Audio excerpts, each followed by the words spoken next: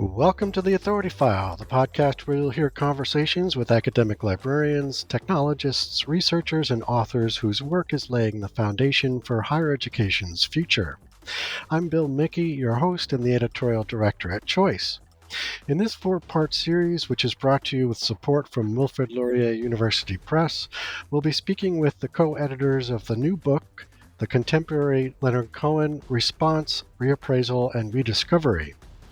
Kate Pinder, Associate Professor in the Department of English and Theatre at Acadia University, where she teaches Canadian Literature and Literary Theory, and Joel Deshay, Associate Professor of Canadian Literature and Film at Memorial University in St. John's, Newfoundland, joined my colleague and Choice's digital media producer Sabrina Kofer to discuss the Canadian musician, poet, and novelist Leonard Cohen.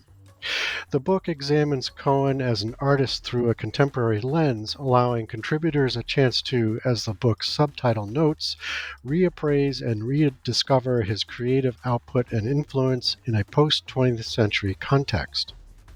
Sabrina, Kate, and Joel talk about how the book came together and take time to explain several of Cohen's works and show how a contemporary critical stance on Cohen illuminates his work in a very different light. In this third episode of our series, our guests discuss what Cohen's legacy means in his home country of Canada, how the title's contributors reflect Cohen's global impact, and why it's so important to examine Cohen from a critical point of view.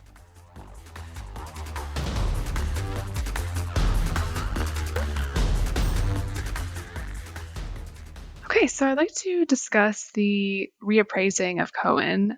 So can you help frame the Canadian or maybe the Montreal/Quebec perspective of Cohen, and what does his legacy mean to Canada? Yeah, I can start with a few comments. So it's kind of interesting to think about our book is about the contemporary Leonard Cohen, and that his relevance across time. I'm not sure everyone in Canada has read Leonard Cohen. Well, I know for a fact not everyone has read Leonard Cohen, and I wouldn't even say that everybody is a Cohen fan or everybody has a favorite Cohen song. But he does appear in Canada as an important figure who's often called on in moments that sort of nationalist moments. So I think he does have this reputation of being a secular saint, as we've said, as being, especially in Montreal, as being a crucial artistic figure even today, and somebody who, undergraduate students at McGill or at Concordia identify with in different kinds of ways. He's well known in Canadian literature, in part because of Beautiful Losers, which Linda Hutcheon theorized as a work of historiographic metafiction. And that was a really important, Linda Hutcheon's theorizing of that has been really important to the definition of postmodernism in Canada. And so going back to what makes Cohen canonical from a literary perspective, it really is Beautiful Losers. And that's a book that most people, if they study Canadian literature, will have read or read part of, or will have feel that they should have read at some point, even if they haven't. So he's been important as a postmodern literary figure. He also, as we've been saying, he kind of crops up in these moments as a national figure. So in the book, something that happened, after we had already drafted the book, and we kind of kept updating things as they came out. But, in July 1st, 2020, we're in Canada, we're pretty much all under lockdown. That's Canada Day. And the Globe and Mail, which is a major Canadian newspaper, collaborated with the Toronto Symphony and this is opera, the Canadian Opera Company, to have dances in these spaces. One was in Winnipeg, I think. And so different Canadian cities where we had professional dancers dancing to music that the Toronto Symphony was playing. And it was all recorded, and you could watch it in kind of a Zoom window where you could see different dancers in different places. dancing in these cities that were kind of empty because everybody was not on the street, and they were dancing to Anthem by Leonard Cohen. And so the fact that this was supposed to be a collaborative artwork for Canada Day and for Canadians, and the artist and the song is Leonard Cohen, I think speaks to the fact that for a lot of people, he still is a really nationalist figure. He's a point of pride. Canadians love it when someone is popular outside of Canada. So the fact that he's an international celebrity just makes us feel even better about him. And about ourselves. And about ourselves, because vicariously, we're Leonard Cohen, even though most of us are not anywhere near him. So I think that there are different significances to Cohen. And that's actually part of the reason why I've always been interested in the times when he's very critical of Canada. Like Beautiful Losers is critical of Canada and of colonialism in Canada. And it's like one of the most vicious attacks of Canada as a settler colonial state. It has, some problems as well, but it's not a like, we should be proud to be Canadian kind of book. And neither is Flowers for Hitler. And so that's what I'm mostly interested in, that because he's not the nationalist figure, or he hasn't always been. I don't know, Joel, you probably have lots more to say. I agree with everything you said. And I would only add one other thing to approach that part of the question about his Montreal or Quebec legacy. And that was something that it's easier to know about that now because it's much more obvious with the murals of Cohen in Montreal that Montrealers continue to feel great things for Cohen. And of course, that exhibit at the Contemporary Art Gallery that Kate mentioned and that starts our book, that's all very important too. But the place where I started thinking about Cohen in Montreal was the place of Jewish culture in Montreal. At the time in Montreal, I was working with Robert Lecker, who is one of my mentors in my career. He's a friend of mine, and we were talking about Cohen, A.M. Klein, Irving Layton, other Jewish poets of that era in the 1950s, 1960s. And at one point, Robert told me,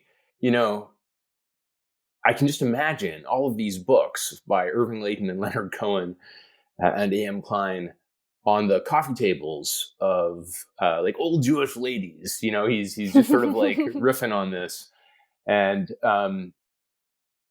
his point was that these books, even if they weren't being read by the people who were buying them, would be important objects to show identification and to also promote the writers. And in this case, Cohen is somebody who kind of came of age as a writer by writing things that had so many Jewish overtones. Not only Jewish, he was fascinated by so many other religions, particularly Christianity and eventually Buddhism. But the Jewishness is very clear in his early books, especially.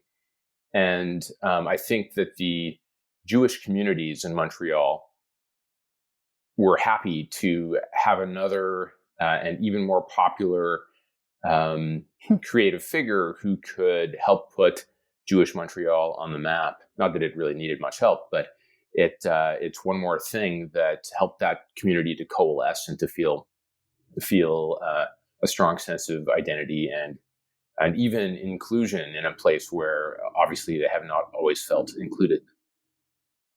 Yeah. And just to add something about the context as well, thinking about Cohen's career, because that's one of the things we try to do in the book is to kind of contextualize it among many different things. But when you think about Canada and how Cohen develops as an artist, I think it's really important to note that his career benefited from an investment in the arts in Canada that happens starting in the late 50s, but really in the 1960s. because that's coming up to 1967, the Canadian Centennial, and there was lots of investment. New publishing houses were formed. Artists were able to apply for more grants, and how can Cohen afford to go to Hydra? Well, he got money from the Canadian government. So thank you to the Canadian government for supporting these artists, because I think that government support for the arts is what sets people on these kinds of careers, even if they don't always need it. And then to go back to what Joel is saying, like that those careers matter, those works matter to people of the multiple communities, and there's all these other moments of identification and significance that comes out of Cohen's talent, but also Canadian government saying, like, let's have artists in Canada and actually let them have a living. Right. Yeah. Right. Yeah. So when creating the volume, you put together a pretty international list of contributors. So could you talk more about why you wanted those global perspectives and maybe how Cohen himself acts as a global figure? It's funny, Cohen sings in one of his songs about working for the Yankee dollar, and he's he's being coy, but also like wry and maybe a little sarcastic about the origin of most of his income, which is of course coming through the music industry based in the United States. And I think all of that is true, but Cohen had remarkable and sustained popularity in Europe, obviously in Canada too, but in Europe at times when American audiences weren't as interested in his work. And as Kate pointed out, he spent a good portion of the 1960s on a Greek island, paid for by the Canadian government. So he's out there in the world, right? And that meant that we had to think about trying to reflect on his worldliness with an international list of contributors.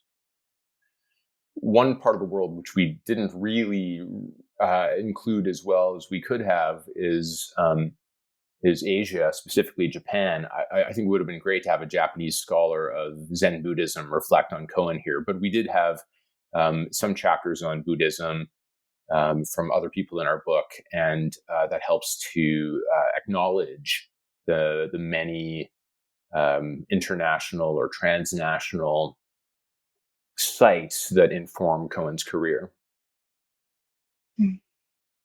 Yeah, and I would add that a lot of the scholarship on Cohen, like not the maybe more popular journalistic writing about Cohen, but like peer-reviewed scholarship on Cohen, a lot of it does come from Canada, and it does focus on his literature, and it's within that national frame.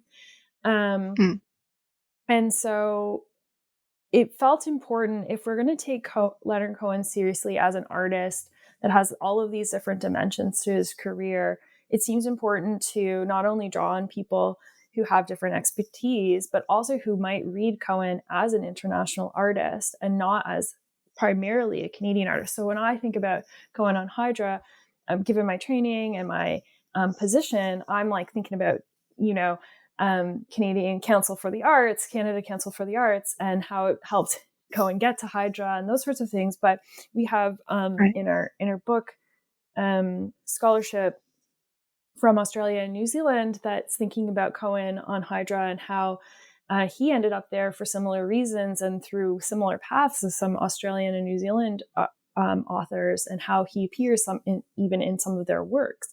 And so he was an international artist, and his career has all of these international connections. And so we wanted to be able to understand that in a little bit more detail and in a more scholarly way than I think than people have been able to do so far. But I think we've only started this. This is something that could go much further. Mm-hmm. Right. Yeah, so the book does include a critical angle on Cohen. So could you explain where that emerges and why you wanted to include that uh, perspective in the book? I can maybe get us started, Joel, if you want. So Go first of all, ahead. I would say that, like, for me, critical, think about that in terms of like critique as a detailed analysis and assessment. So I think sometimes um, where the critical angle comes from is actually getting into some of the details of Cohen's work. And Hmm. so we see that in some of our discussions of Cohen's reputation as a ladies' man and some of the implications of the Me Too movement for reading Cohen, and other people have drawn attention to that recently. When we started writing the book, Myra Bloom, another literature scholar from Canada, had written an article about the darker side of Leonard Cohen, drawing attention to the ways that his irony often includes representations that we would be uncomfortable with today, and we have to acknowledge that and face it. We can't pretend that he's angelic or that he had already anticipated everything that could go wrong, and he had never made a mistake in his life, and his art is, perfect and pure. Like, there's no interest in that in a book. Right. But I'm thinking about Brian Traherne's chapter as well in the book, and Brian was the supervisor, Joel and I's supervisor. He really looks at guilt in Cohen's work, and it's really detailed analysis of the early kind of to mid-career representations of guilt. And one of the things that he draws out that no one has really been able to face, or maybe has wanted to face, is representations of pedophilia in Beautiful Losers, for example. That's in the book. And so we have to actually acknowledge that. And so, I think even drawing attention to where these topics appear in the work and the context of the work that they appear in helps us understand them better. Without letting Cohen off the hook. So we can still appreciate him as an artist that did a lot of things. But part of those things are, some foul representations of sex and sexuality that I don't can celebrate. And we have to be able to sit with that. Right. I would like to say that in addition to these moments that are hard to sympathize with in Cohen's work, there are moments that are easier to sympathize with, that are still critical in orientation. Mm-hmm. And I'm thinking of Norman Ravin's chapter about Cohen's representations of his celebrity as a sort of failure. And Ravin doesn't talk about Cohen having sold out or something like this. It's more that the struggles, the pressures of fame had produced a sense of self-examination that would always bring the artist into a negative light, in contrast with this glowing light of accolade and approval that celebrity brings. So part of the critical edge or the critical view can come from detailed analysis and from outside the figure and the text, and then some of it can come from the figure himself, Cohen writing about his own work and responding to his own situations in a way that suggests he's not happy with it, and he sees problems with it. Cohen was a remarkably introspective and deeply self-critical writer. I mentioned Death of a Ladies' Man on a different occasion, and that the book version of that text that is also kind of an album, but the book is all about tearing down this idea of Cohen as a writer, Cohen as a ladies' man, Cohen is like a nice guy. All of those things are destroyed by that book. So it's important to acknowledge that too, that Cohen's work is a problem not only for other people but also for Cohen. Can I say one more thing before we move on? Yeah. That in keeping with that idea of like a kind of detailed analysis, sometimes I found there's a more critical view still affirms the work, but for different Right. reasons than people might have expected. And going, just building on Joel's point about Cohen's own orientation towards his work, I think that Leonard Cohen has taught me a lot about being critical of things. Like I learned a lot from Flowers for Hitler, and how to like hold things, people to account.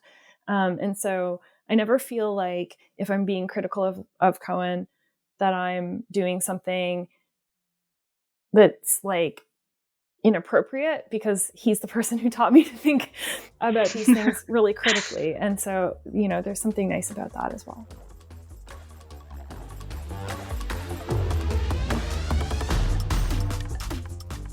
We just heard from Kate Pinder, Associate Professor in the Department of English and Theatre at Acadia University, and Joel Deshay, Associate Professor of Canadian Literature and Film at Memorial University in St. John's, Newfoundland. Kate and Joel are co-editors of the contemporary Leonard Cohen, Response, Reappraisal, and Rediscovery, recently published by Wilfrid Laurier University Press, which provided support for this series. Join us next week when our guests dive into Cohen's impact, including how his so-called secular sainthood connects him to modern fandom and modern artists, such as Boy Genius, who named a song after him. As always, underwriting opportunities for the Authority File podcast are directed by Choice's advertising manager, Pam Marino, and all of our episodes are produced and edited by Choice's digital media producer, Sabrina Kofer, with support from digital media assistant Ashley Roy. That's all for this week. Thanks for joining us.